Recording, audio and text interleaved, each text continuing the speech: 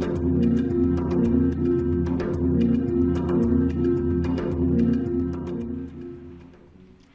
and welcome back to Weekend Edition. This is Rehash, where we recap the big stories of the week. And I'm going to start closest to my right. Nestor, how was your week? Oh, good. Well, we had a good story for the United flight attendants. Still getting used to that.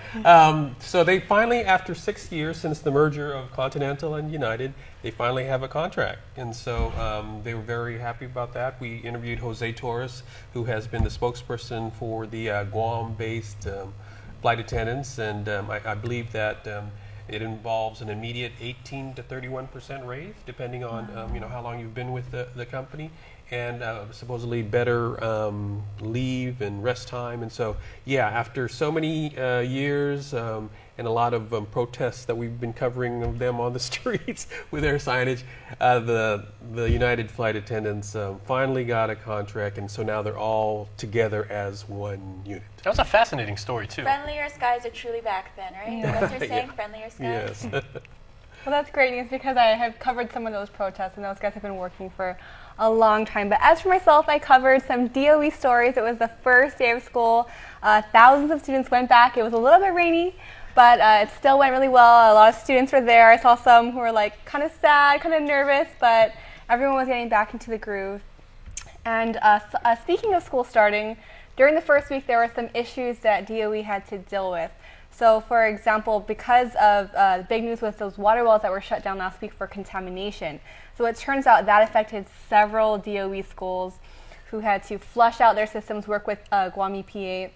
But luckily, Erica Cruz, Deputy Superintendent, did say that all schools were flushed out before school started, so there shouldn't be any more contaminated water in those schools. They're good to go.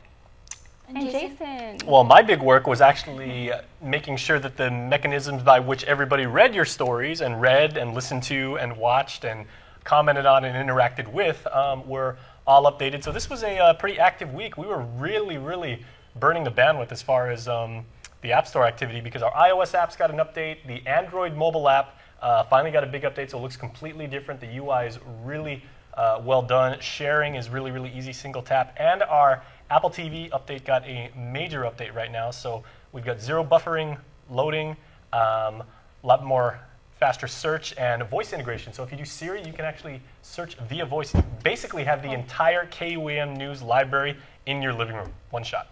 Wow. Absolutely free. That's Well, awesome. good news, I guess, depending on who you're asking. I reported on the church. So Archbishop Salvio Hantaifa, as you know, he's been on island for the last 2 months, I'm so sorry.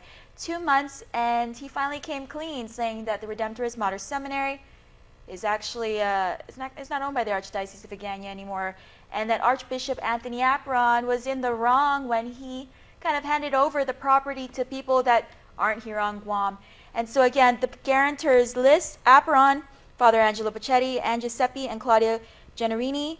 If you're familiar with them, Giuseppe is the founder of the Neo-Catechumenal Way, and so what Archbishop Hahn is trying to do is say, hey, can we have the property back and let's not go to court? And that's what the story is in a nutshell. So the Concerned Catholics of Guam group is very, very happy about this new discovery. It's not actually a discovery for them, but at least that they're happy that Hahn is coming clean. They're a little bit disappointed. It took 2 months, but this is definitely well on the way of them getting all the things they're asking for, which was to get back the Redemptorist Mater Seminary, to restore those priests, and for Archbishop Anthony Apron to resign. So if you have any stories you want us to cover here at KUAM, email us at reporters@kuam.com.